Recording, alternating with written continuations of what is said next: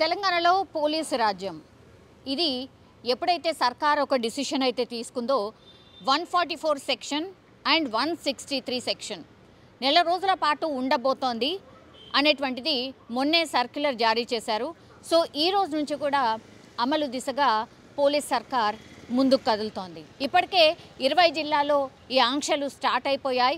ఎక్కడికక్కడ మంత్రులు కావచ్చు లేదంటే లీడర్స్ ఇంటి దగ్గర బందోబస్తుని పెంచడం జరిగింది. అండ్ సచివాలయం దగ్గర కూడా ఎస్పీఎఫ్కి సంబంధించిన బెటాలియనే వాళ్ళు విధులు నిర్వహిస్తున్న పరిస్థితి కనిపిస్తోంది. అండ్ సచివాలయంలో ఎస్పెషల్లీ 6వ అంతస్తులు అండ్ 2వ అంతస్తు అంటే మంత్రులు ఎక్కడైతే ఉంటారో ఆ ఫ్లోర్ కావచ్చు అండ్ సీఎం కూర్చున్నటువంటి ప్లేస్ ఏదైతే ఉందో 6th ఫ్లోర్ ఆ ఫ్లోర్ని కూడా పూర్తిగా ఆంక్షలు పెట్టారు. ఎవరంటే వాళ్ళు వెళ్ళడానికి లోపలికి వెళ్ళడానికి లేదు, అనుమతి లేదు. సో ఆంక్షల వలయంలో ఇప్పుడు సచివాలయం కనిపిస్తోంది. ఎందుకంటే ఇంటెలిజెన్స్ రిపోర్ట్ ప్రకారం చాలా పెద్ద ఎత్తున ఆందోళనలు పూర్తిగా ధర్నాలు చేపట్టబోతున్నారు అనేటువంటి ఇన్ఫర్మేషన్ ఉంది. కాబట్టే ఈ ఆంక్షల దిశగా ప్రభుత్వం వెళ్ళినట్టుగా పోలీస్ అధికారులు అయితే చెప్తున్నారు. అండ్ ఇంటెలిజెన్స్ రిపోర్ట్ ప్రకారం అయితే ఎక్కడైతే మంత్రులు ఉంటారో డిప్యూటీ సీఎం కావచ్చు, ఇప్పుడు డిప్యూటీ సీఎం భట్టి విక్రమార్క ఇంటి దగ్గర ఇప్పుడు టోటల్గా బ్యారికేడ్లను ఏర్పాటు చేసి లోపలికి ఎవరిని కూడా అనుమతించట్లేదు. అండ్ ఈవెన్ మంత్రులకు కావచ్చు లేదంటే సీఎంకి సంబంధించి కావచ్చు సెక్యూరిటీని పూర్తిగా టైట్ చేశారు. అండ్ సీఎం ఇంటి దగ్గర కూడా పోలీస్ ఫోర్స్ని పెంచిన సిచ్యువేషన్ అయితే కనిపిస్తోంది. సో రాష్ట్రంలో ఎప్పుడైతే 144 సెక్షన్ అమల్లోకి వచ్చిందో అప్పటి నుంచి కూడా ఏదో జరగబోతోంది అనేటువంటిది అయితే పూర్తిగా ఒక ప్రచారం అయితే జరుగుతోంది.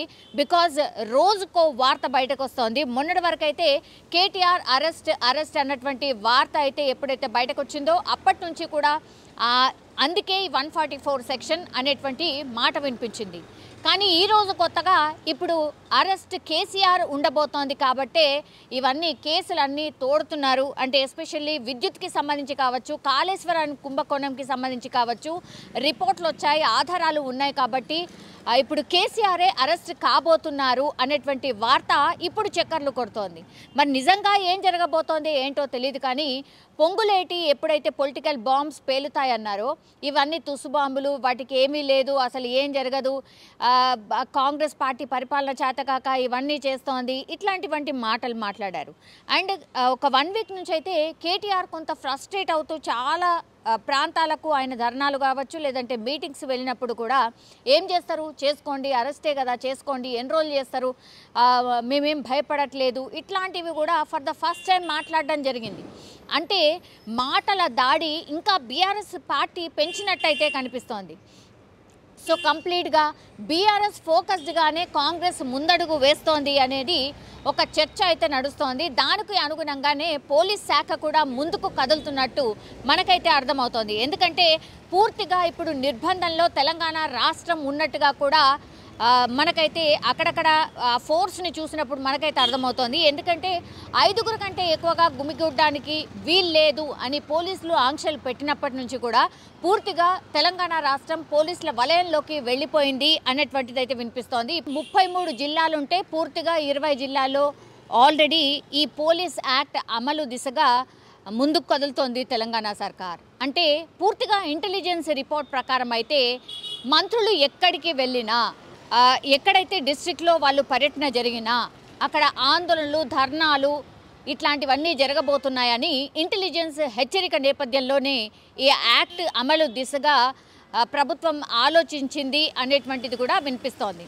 సో రకరకాల రాజకీయ రీజన్స్ ఉన్నాయా, మరి లేదంటే ఇట్లనే ఆందోళనలు లేకపోతే ధర్నాలు చేపట్టబోతున్నారు కాబట్టి ఇవన్నీ ఉన్నాయా, మరి 11 నెలల పాలనలోనే ఇన్ని ఆందోళనలు ఇన్ని ధర్నాలు ఎందుకు అనేటువంటి ప్రశ్న కూడా చాలా పెద్ద ఎత్తున వినిపిస్తున్న సిచ్యువేషన్ అయితే కనిపిస్తోంది. సో సచివాలయం కావచ్చు, డిప్యూటీ సీఎం ఇల్లు కావచ్చు, సీఎం ఇల్లు కావచ్చు, మంత్రుల ఇళ్ల దగ్గర పూర్తిగా భద్రతను అయితే పెంచిన పరిస్థితి కనిపిస్తోంది. కానీ మొన్నటి వరకు ఏదైతే వార్త చక్కర్లు కొట్టిందో అంటే కేటీఆర్ అరెస్టా మరి కేసీఆర్ అరెస్టా ఏంటో తెలీదు. మొన్నటి వరకు కేటీఆర్ అన్నారు, కానీ నిన్నటి నుంచి కేసీఆరే అరెస్ట్ కాబోతున్నారు అనేటువంటి నేపథ్యంలోనే మరి ఈ మంత్రుల ఇల్లు కావచ్చు లేదంటే సీఎం కావచ్చు, డిప్యూటీ సీఎం ఇంటి దగ్గర భద్రత పెంచారా అనే టాక్ కూడా వినిపిస్తోంది. మరి రాష్ట్రంలో ఏం జరగబోతోంది, ఈ 1-2 డేస్లో ఏం జరగబోతోంది, రేపు అంటే సండే కాబట్టి కొంత జనం తక్కువ కూడా ఉంటారు. మరి ఏమైనా స్టెప్ ఉండబోతోందా ఏంటా అనే వార్త కూడా ఇప్పుడు పూర్తిగా చక్కర్లు కొడుతున్న పరిస్థితి అయితే కనిపిస్తోంది. బట్ పూర్తిగా తెలంగాణ రాష్ట్రాన్ని అయితే పోలీసులు తమ ఆధీనంలోకి తీసుకొని పూర్తిగా కంట్రోల్లోకి తీసుకున్నట్టుగా అయితే వార్తలు అయితే బయటకు వస్తున్న పరిస్థితి మనకైతే కనిపిస్తోంది. మరి ఏం జరుగుతుంది ఏంటి అనేది చూడాల్సిందే.